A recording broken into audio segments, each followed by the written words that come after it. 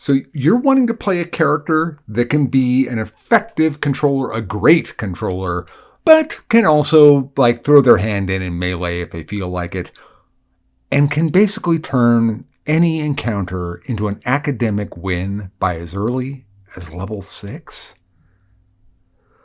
Well, you're in some luck, because behind today's secret door, the College of Dance Bard Test Drive.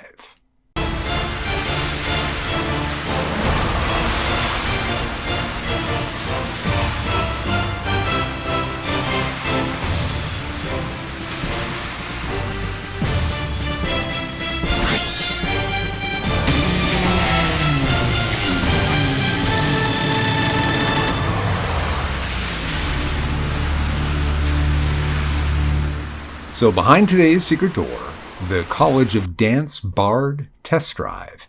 This is Secret Door, a channel devoted to in-depth discussion about Dungeons & Dragons, and my name is Matt Morich. Alright, I have started a Patreon. If you're interested in supporting the channel, your help would be greatly appreciated and much needed. And many thanks to Marcelo and Doug for your support. The link will be in the pinned comment and in the description. Alright, a test drive is exactly what it sounds like. It's your chance to see how a character will play. Playing a new character is a big commitment, and you might be involved in that campaign for months or even years. It's a big commitment, and you shouldn't have to make that commitment simply based on what your interpretation of how that character is going to play based on the rules, or maybe even what you're seeing in a build video. So a test drive is your chance to see how that class will play level by level. In this case, I'll be taking you from levels 1 through 10, and along the way, I'll be giving you advice as to what I think are the optimal choices to make. So a test drive is a bit buildish, and it's a bit guide-ish. It's really neither one or the other, it's a test drive. But in this particular test drive, it's definitely going to lean a little bit more on the guide-ish. Now, this particular class offers a feature that got my mind racing, and I really wanted to embrace that idea and see how far I could run with it. And I found I couldn't really run very far. Kind of interesting, because I thought there was definitely going to be paths to explore there, but the only way to explore those paths is to sacrifice, in my opinion, what the class does best, which is, of course, spellcasting. So as we go through this, I'm going to be leaning towards what is the class's true great strength. Anything that's a full spellcaster, that's their greatest strength. And I think it's generally a mistake. There's going to be specific ideas of how you could build out a College of Dance Bard, not even using multiclassing, but just a way that you could build it out that would accentuate melee a bit more. I'm not interested in doing that for you. I'm going to let you use melee in this as an interesting option. This class is going to have lots of options, but as I point out in the intro, by about level 6, none of that really matters anymore. You get a class feature that, when combined with certain spells, becomes so ridiculous and so overpowering that the campaign itself, could be pretty much an academic conclusion that you just win almost any given encounter you start. And while I am perhaps indulging in just a touch of hyperbole, it really isn't that big of a stretch of hyperbole here. What's going to happen from level 6 is going to be rinse and repeat, rinse and repeat, rinse and repeat. It's an extremely powerful combination of features, and I think it'll be a lot of fun the first 5 or 6 times, and then after that, it may get a bit boring. But all that being said, I really do like this class. It's not that I'm trying to get you to hate on the class. I'm just giving you fair warning that, in my opinion, what I see here is overwhelmingly going to be a problem for a DM. I think it's going to be a problem. There's going to be things DMs can do, but it's going to be a problem. You are going to be a problem. All right, my top race choice here would be to go to human. Now, for the origin feat for whatever race you pick, you definitely take alert. The Bard is primarily going to always be best considered as a controller. They're extremely effective at this, and even the Bardic Inspiration is a buff, which is kind of like in the realm of control. Buff and debuff is kind of under that umbrella. So alert is absolutely crucial. Now, I'm going to pick human because there's another feat that I would take. So my number one choice is not, terribly interesting. I'm going to suggest Magic Initiate. I'm going to suggest Magic Initiate Wizard. And of course, you take Find Familiar.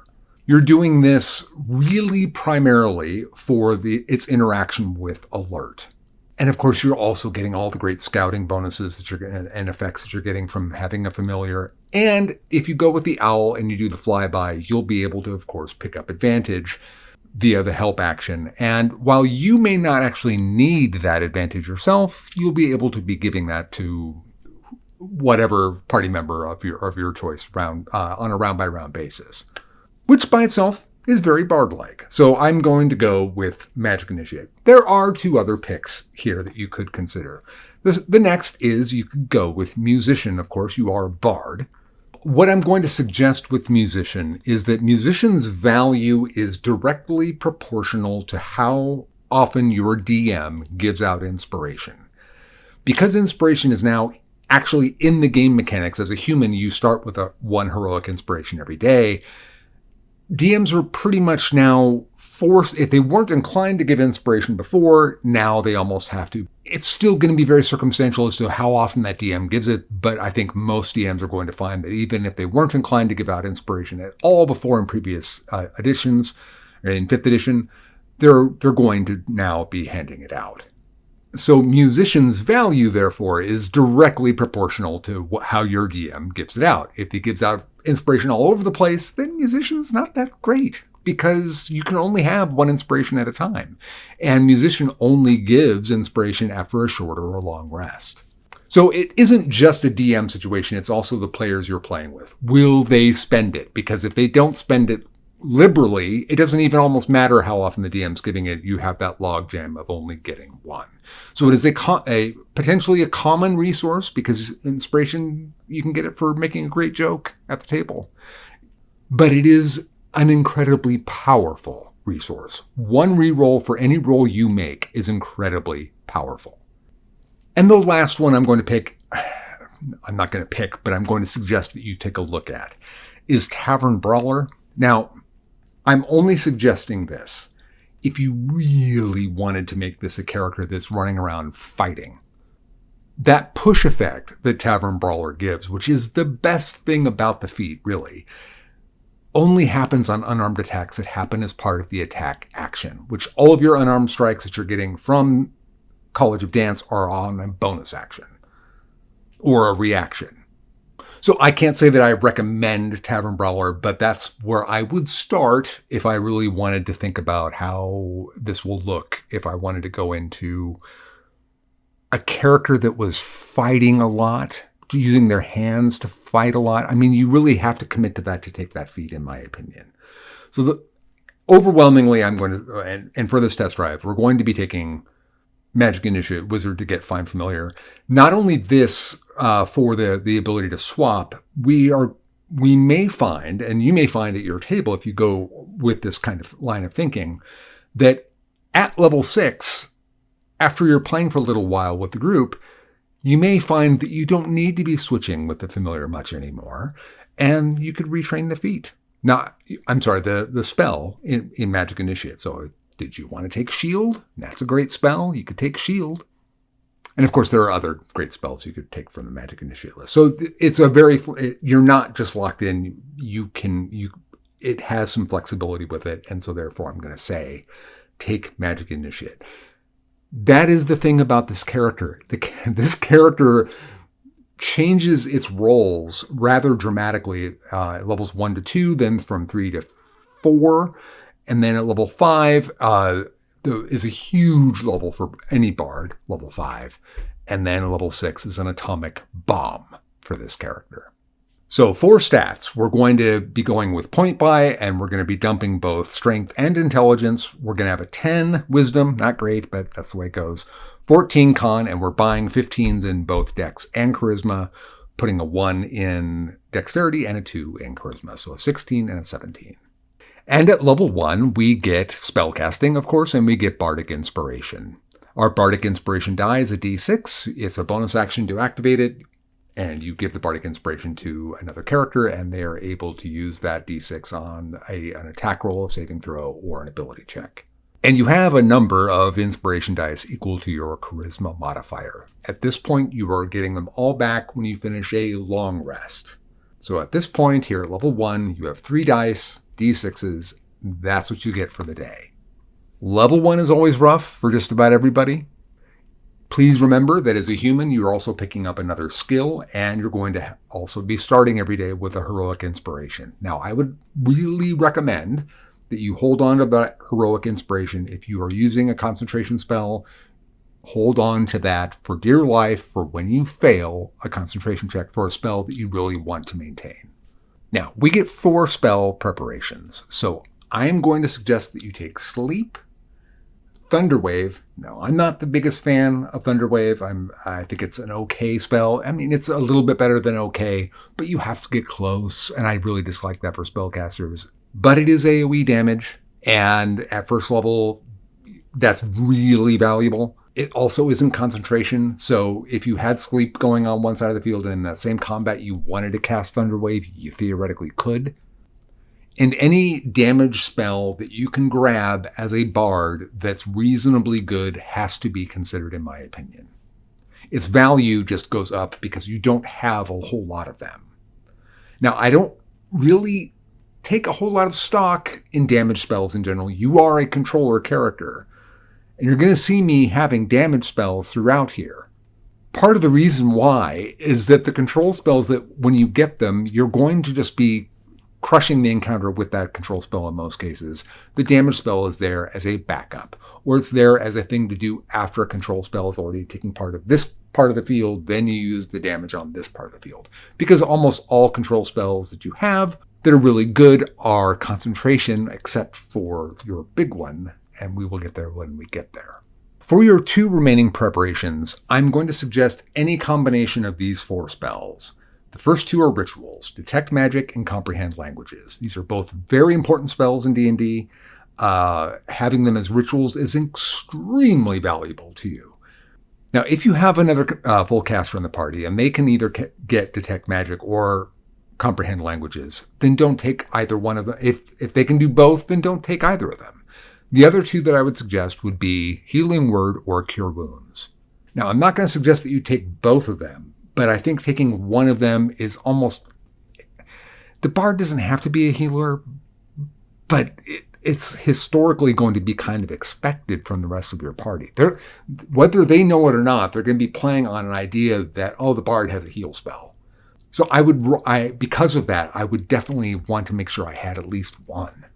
But if I didn't have that kind of compunction, then I would probably go with the 2 rituals. Now, Sleep doesn't gain any benefit from upcasting. Tasha's Hideous Laughter, which is a great spell, does benefit from upcasting. However, Sleep is a superior spell to Tasha's. And you're going to find out that at level 5, a lot of our first level spell slots are probably going to get ripped up so that we can use more bardic inspiration dice. It's not necessary to do that, but you may find that you find yourself doing that. If that's the case, then Sleep would have to be cast, if you were going to cast it, with a 2nd level spell slot, and you would gain no benefit from it. So keep an eye on Sleep, whether you want to target that for being traded out or not.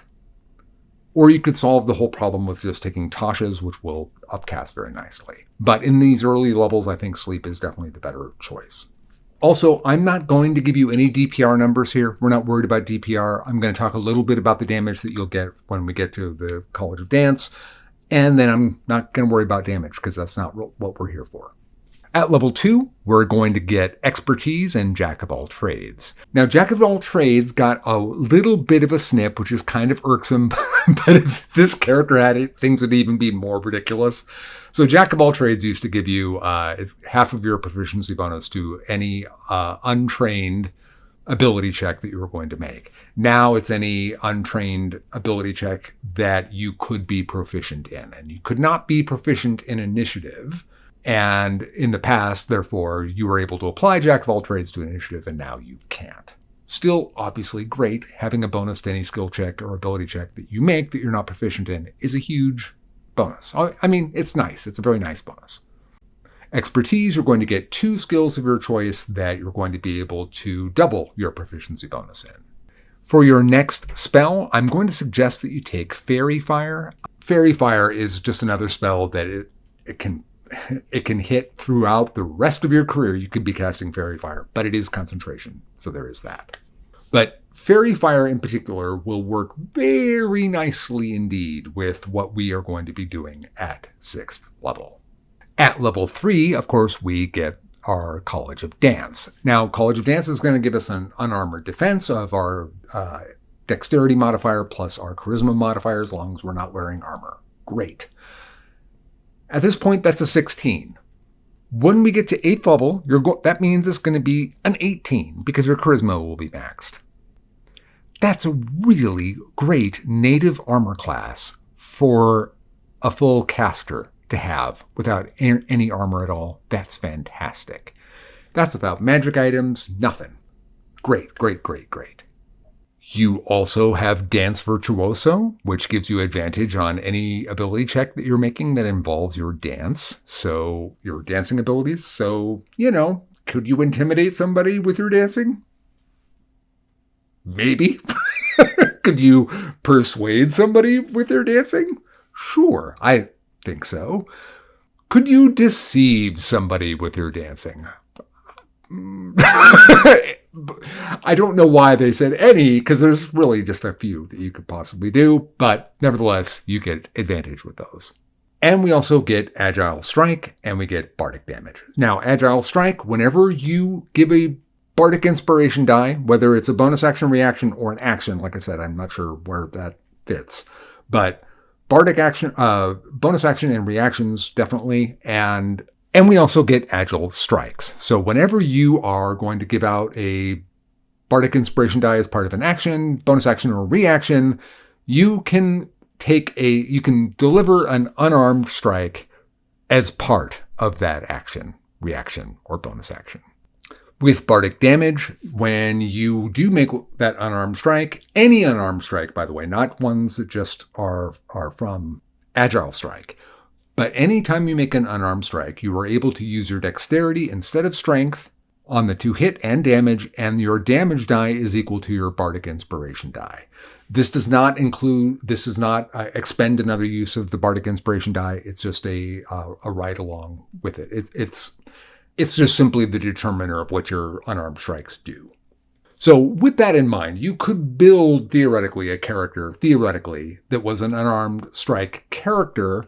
But as I mentioned earlier, I found that I would be committing more resources for less reward over what I'm getting with spells, but I'm sure that there's a way to do it. I haven't seen it quite yet. One that made me go, ooh, I would much rather just go, let's go with spells, and this is a bonus. So this is still a very nice feature, though. And what this really reminds me of is it reminds me of Circle of the Stars Druid. When the Circle of Stars takes its form, and it takes the starry form, and it takes the archer, you're able, as a bonus action, to do a bow shot. It's a D8 plus your wisdom modifier. I love that ability. It's fantastic. So as a Circle of the Stars Druid, you're able to, do whatever AoE damage you just did, and then as a bonus action, pick out the one that failed that save, and then hit them again. And this is just a ride-along effect. So in some ways, it's kind of better than the Starry Form Archer is, because it's a ride-along to the bonus action or reaction, whatever you took to get there, to giving the die to your ally that you wanted to give to them. So they're benefiting from this action as well, obviously. Now, where it's not nearly as good is that it's an unarmed strike and not a bow shot, which means that you have to be up close and personal, which I hate. As a full caster, I don't like that. Thankfully, you do have a good armor class. So where this again, though, tips into it's kind of better than the Starry Form Archer is that you don't have to use it to do damage. It's an unarmed strike. You could use it to do damage or to grapple or to shove. But then we run into another problem again, and that is that you're using dexterity, especially with how I laid out the stats, rather than strength. And both the shove and the grapple, the DC that they're going to be rolling against is your strength. And there is nothing in College of Dance that says that your DC can be swapped with dexterity rather than strength. So while it is potentially more flexible, this is what I was saying earlier, I find that you're going to be having to commit a lot more resources to get to the area that I would want to get this to. So I think that you do have to look at it as primarily damage. You certainly could still do it. It's just that they're going to, make their save much, much easier. So here at level 3, though, you've only got 3 dice. That means that you've got 3 extra unarmed strikes in a day, which here at this level, that's actually really good. Just having an extra attack is a really big deal in early levels. And it's really going to make you shine in comparison to the other full casters out there, because think about how your rounds go. Round 1 happens, you cast your big spell. That's your action. Then as your bonus action, you decide to give out a Bardic Inspiration. And because of that, you can now make an unarmed attack. So you run up, and after your spell has gone off, you go up and you give them a whack. That's a great opening round, especially at low levels, but that's going to be the thing that you're going to be able to do from now on, from level 3 on, and it's extremely satisfying, folks. The problem is that your dexterity, because we're not going to be putting our resources into dexterity, we already did an awful lot of that here. The 16 is as high as I have us going. So you're going to be hitting behind the curve from level 4 forward, which means that at level 4, you're going to have about a 55% chance rather than a 60% chance. And then by level 8, you're going to be hitting at about a 50% chance. But that's okay. This is extra. But I can't really stress enough at early levels how potent just simply getting that extra little attack in is, especially one like if you were a dual wielder and you didn't have a fighting style for it, that can be a big deal. And that's just the dice. You're getting the dice and your modifier. So it's a nice bonus to have for sure. And because we have second level spells available to us now, you're going to be able to do things like this. So I'm going to suggest that you take Shatter. Shatter is an area of effect spell. It's the best area of effect spell you can get at this point in the game. It's not overwhelming, but it's nice damage. And so you throw a Shatter out there, give a Bardic Inspiration off to a party member. You're able to go up and punish the one that failed that saving throw and maybe take them out at this level. It's just extreme. Like I said, I can't explain why I find that so satisfying, but I really, really do. It's just that little bit extra that you're giving to an already great. You're already doing the big thing, and now you get this little extra to throw on top of it. It's really fun. So here at these levels, you're going to have a great time with that. But like I said, this character changes. So this is fun, and it's going to be actually pretty powerful. This effect will be something you're going to want to keep doing throughout your career, but its importance is going to wane rapidly once we hit to level 6. But the fact that you can still do this too after what you get at level 6 is pretty crazy. For a possible trade out, you definitely want invisibility here. Invisibility is far more important, really, than Shatter. So if I were to reorder it here, I would say take invisibility and then trade something out to get Shatter. So at this point, it would be either Fairy Fire, Thunder Wave, or Sleep to get Shatter. Now, Thunder Wave is something that I think you don't necessarily just want to throw out because you are having this unarmed possibility.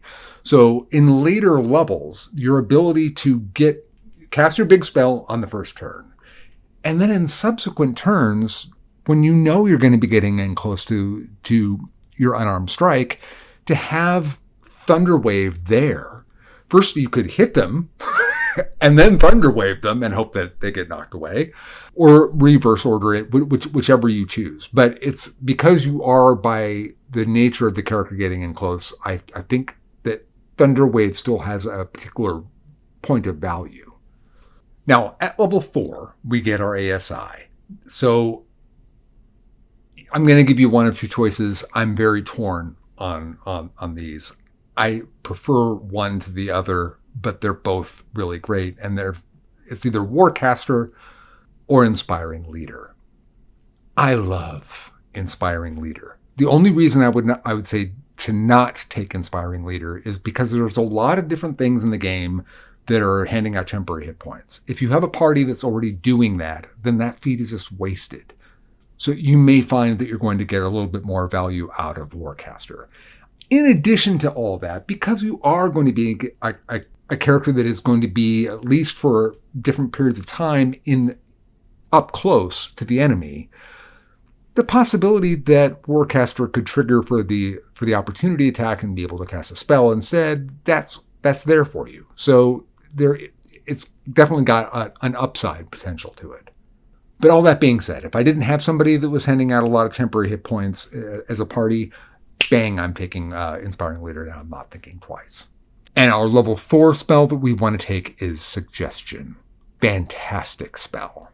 All right, level 5. Now, things are going to go pretty quick here, but level 5 is just a huge deal for any character. First of all, we get our 3rd level spells, and 3rd level spells are where the glory truly begins in Dungeons and Dragons. But the Bard gets that extra something on top of getting their great spells. To have this kind of an ability at 5th level has always kind of puzzled me, because it really powerful. You have been effective up till now. You are able to do a little bit of skill work. You're able to cast well. You're at 3rd level. You became far more effective because of the agile strikes and the unarmored defense. You became far more effective. But here at 5th level, just from this one thing, Font of Inspiration, you start blowing up. Now you get your Bardic Inspiration dice back, and because our Charisma is now 18, we have 4 of them. Now we get those back at a short rest. Now, I assume 3 combats in a day and 1 short rest. There are going to be plenty of tables out there that do 2 short rests. If that's the case, if you're at that kind of a table, and assuming that they have 3 combats lasting 4 rounds each, every single round you could be giving out Bardic Inspiration. In under my assumptions, you'd have 8 out of the 12, which is still crazy. Because remember, whenever you're handing those out, you're getting a free attack. And it could be a reaction attack. You don't have a reaction ability just yet to do that with Bardic Inspiration, but we're going to get there at the very next level. So this is just an enormous blooming of power between the Bardic Inspiration and your access to these fantastic spells. And oh boy, these spells. So, the 2 spells that you should take here at this level is, of course, Hypnotic Pattern. But I'm going to, those of you who are familiar with the channel will be surprised at this pick, because I've never recommended it before, because I was wrong about this spell. I thought it was fine. But I didn't catch a real important thing here, because that's the problem when you've been playing the game for a very long time. You make certain assumptions. If you don't actually just read the specific rule to that particular thing, you find that, oh, that assumption was wrong. And that's the case here that I made with Plant Growth. Plant Growth is an instantaneous spell. Its area of effect is so ridiculous I don't even know what to say. It's 100-foot radius. That's 20 squares. Any existing plants there, everything gets overgrown. And now, any creature that's in that plant growth, any creature that's in that area, their movement is quartered. To make matters worse, it's not even considered difficult terrain. So any effect that would allow you to just ignore difficult terrain doesn't count with Plant Growth. And the effect of having your movement quartered means that if you were a 30-foot movement character and you took the dash action, you would move total 3 squares. So enormous area of effect, crippling control effect, and no saving throw, and no concentration. Boy, was I wrong. This spell went from being a kind of a shrug spell, it's fine, it's good, in my opinion, to a holy moly spell to me now. Now, let's talk just a little bit about plant growth here, because there are a couple of things that I think could be potentially a problem depending on how your DM wants to interpret the spell. First of all, it says existing plants. So if those of you who have played the game for a long time, Entangle used to have this problem way back when, and that was that you had to have plants around for the spell to even go off. And for that reason, what was a great spell was often marginalized because of that. But this says any existing plants. So if you're, let's say, in a regular dungeon environment and it's stonework everywhere, well, is there moss? Is there lichen on the stones? How about little weeds that are popping up in the stonework? Just take a walk around any city and be walking along cement sidewalks, and you'll see weeds popping up in between on the sidewalk, or on blacktops you'll see it. So it happens all the time. It doesn't give you a quantity that is required. It just says any existing plants. I say all of this because when we get to the next level, everything is going to go so crazy that your DM is going to look for any which way they can to neutralize this spell. So I would argue that in most cases, you're going to be fine because of the kind of arguments that I've presented to you. But you're going to be in dungeons where there's going to be like magical effects, or the very nature of the place is magical, and so nothing like that is happening. There is no extra growth anywhere. That could easily happen. Those are going to be rare, though. And remember, you've got hypnotic pattern, so you're not completely dependent on what I'm talking about here with plant growth. I can't believe I'm talking about plant growth as being superior to hypnotic pattern in this effect, but in some ways it is. But at its most basic level, still a very, very, very powerful spell because of the area of effect, and it has no saving throw. And it doesn't require concentration.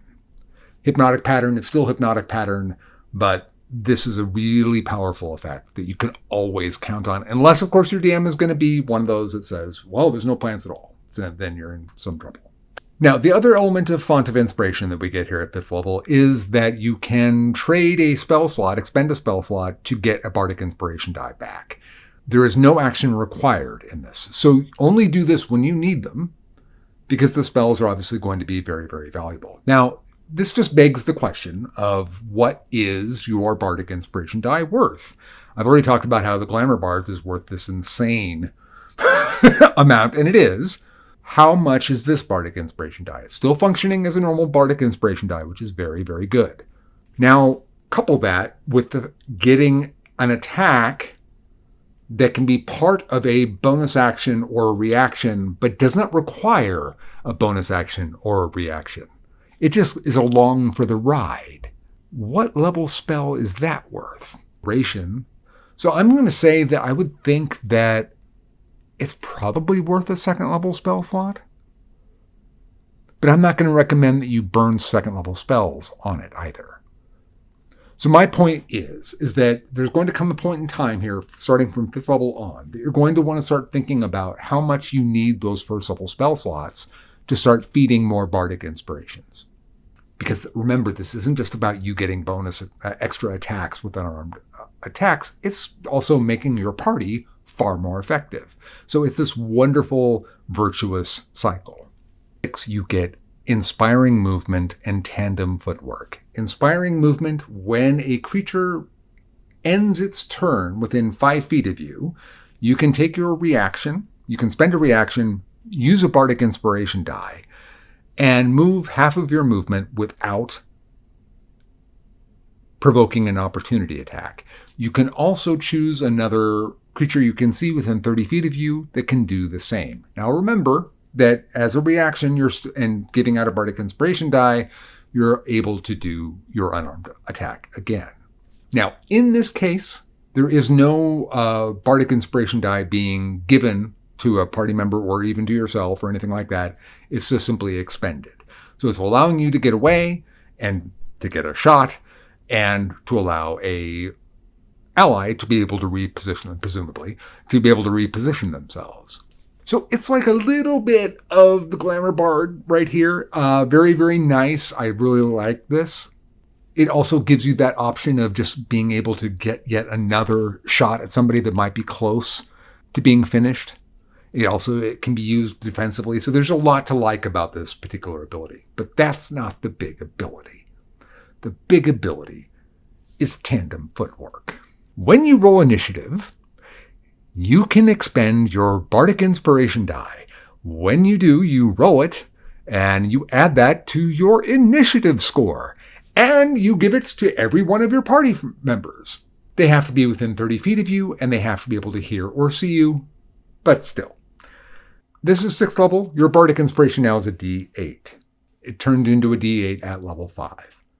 So you are giving out, on average, a 4.5 point bonus to initiative, to yourself, and to your entire party. Folks, that is unbelievably powerful. Now consider what we are getting for this character. We have alert. Our proficiency bonus is now +3. So we're getting +3 from alert. We're getting +3 from our dexterity. That's 6. We're getting 4.5 points every time we do this, and you're going to use one of these on every encounter that you think is remotely worthy of it. I'm not saying you need one for every single encounter, but if it looks remotely like it's important, drop it. It's an incredibly powerful ability. So you could be looking at 10 to 11 as bonuses on average for your initiative roll. So you have that bonus, but you also have the familiar. So that is something that you're going to be able to swap with automatically. So if your familiar gets the die too. So you're rolling with advantage. Now it's not getting the bonuses from alert or from dexterity, but it is getting that die bonus. And if it's the owl, it's getting another +1. So it's not quite pure advantage, but it's super close. And then of course there's your party members. So if any one of your party members got a better score or was definitely going first in the initiative order, and if they're not a controller, you should definitely ask them if you can switch. Now, I think this could be very touch and go with different people at different tables. Some players don't want that. They want to go when this is their time to shine. They want to go do it. Other tables, it's going to be fine. Let's do whatever is most effective. That's entirely from up to table by table, which is why I think having the familiar is a really important thing, because you have your own built-in buddy to be able to swap with. So just with the familiar alone, with that kind of a bonus and having it go to the familiar as well, I think that you have just this enormously high chance of going first. Just ridiculously high chance of going first. And then if you have a party of 3 or 4 more characters or more that all could swap with you, then it's almost a mathematical certainty that you're going to go first. And when you go first, you're going to drop plant growth on them. Why plant growth? Well, because it's going to freeze the entire table. You're going first. You freeze everything out there. They don't get a saving throw. It's going to cover anything that's on that map. And you are able to exclude different parts of plant growth that you don't want to have that overgrowth. So you can have little like walkways built into this hideous garden that you've just made, and let your party members be able to allow your party members to be able to access getting to the enemy. But by freezing them there, then what happens in something like round 2? Well, then you can just start area of effect for yourself. You could be dropping Shatter on them or Thunderwave or whatever. Your ability to basically just it for an effect like that, and they have no save, and it covers everything that you could theoretically see, and you're going first almost mathematically. It's just too much. It's too much of a combination of a confluence of problems for the DM to offer a lot of meaningful resistance. And it's going to be an awful lot of fun for a while. I don't really know what the solution to the problem is. I mean, to me, it would get a little bit boring after a little while. You might not feel that way. You may just want to be able to just stomp on everything for the next 2 years in the campaign, and that's the way it goes. And there's nothing wrong with that. I'm just pointing out that this is kind of like game over here at 6th level. There's hyperbole here. There's always ways around this, of course. But in general, your big boss encounters, there's going to be something that they'll be able to do. But you're going to be able to make most of your encounters that you have throughout the rest of the campaign that aren't big boss encounters, you're going to be able to make them just a matter of routine, really routine. Because that inability to move at all, in any meaningful way. Now, teleporters would still be able to teleport. They wouldn't be affected. And there's going to be the odd cases and all that type of stuff. I get all that. I'm talking about just your general order of play. The vast majority of what you'd be facing in the world is just going to be in big trouble because of this combination. So yeah, just insanely, insanely powerful. And at 7th level, we get Counter Charm, and of course, we get our 4th level spells. Now, we only get the 1 spell slot. We have both Dimension Door and Polymorph on the list. You want both of them. I would take both of them and trade something out. I can understand that you might want to hold on to all those spells, and maybe you do, and just wait till you hit to 8th level to get whichever one you didn't take first. But you definitely want both Dimension Door and Polymorph. Dimension Door is just a tremendous, tremendous utility spell, get out of jail free card, wonderful, wonderful spell. And remember what I was talking about with plant growth. Plant growth leaves all your options open to you. That's what's so terrifying about that spell. I probably didn't explain that very well. So, because it doesn't have concentration, you walk in the door and boom, and everything gets more or less frozen. And then if you want to drop concentration spells, you still can. So something like Polymorph, if something did go wrong, you could get out of that problem with Polymorph, and that's going to be true for the next 3 or 4 levels. Counter Charm is, if you're going to be facing anything that has the ability to charm or frighten, it's a really nice ability to have. Other than that, it's just one of those nice to have just in case abilities. But your big get here at 7th level is, of course, getting your 4th level spells. And at 8th level, we get our ASI, and here I'm just going to suggest that you just take the straight attribute and take your charisma to 20. This will now put you at 5 Bardic Inspiration die, which means you'll have 10 if you have 1 short rest. Now, if you sacked all your 1st level spells here, you would have 14 Bardic Inspiration die. Now, when you burn them for initiative, it isn't an action, a reaction, or a bonus action. So those are just lost in terms of the unarmed attack ability. You won't be able to do that with rolling for initiative. So if you have 3 encounters, that's 3 out of a possible 14, so you'd have 11. So 11 out of my predicted 12 rounds, you can be doing unarmed strikes on top of everything else here. And then at 9th level, we get Expertise, so you get 2 more skills to double your proficiency bonus in, and that's always welcome. Just you take Synaptic Static. So now if we think about how the general encounter works, you walk in the door, you roll initiative, oh, what do you know? You win initiative, and you plant growth, and then round 2, while everybody is still more or less where they were when the combat started, in round 2, you static them. And then you run up and you punch one of them. And then round 3, what do you do? It just kind of depends. You only get the 1 5th level spell, so you're going to want to make sure that it's useful. That debuff effect that it's going to have just adds insult to injury, and the fact that they're already in that plant growth and now they get staticked on top of it is just, what do you do as a DM at this point? And it's psychic damage. So it's just horrible. And then we get to 10th level, and it gets like you just rip up the game and quit, because now you get magical secrets. So now, and this is just true for all bards. So now magical secrets, you start picking spells from any of the big lists.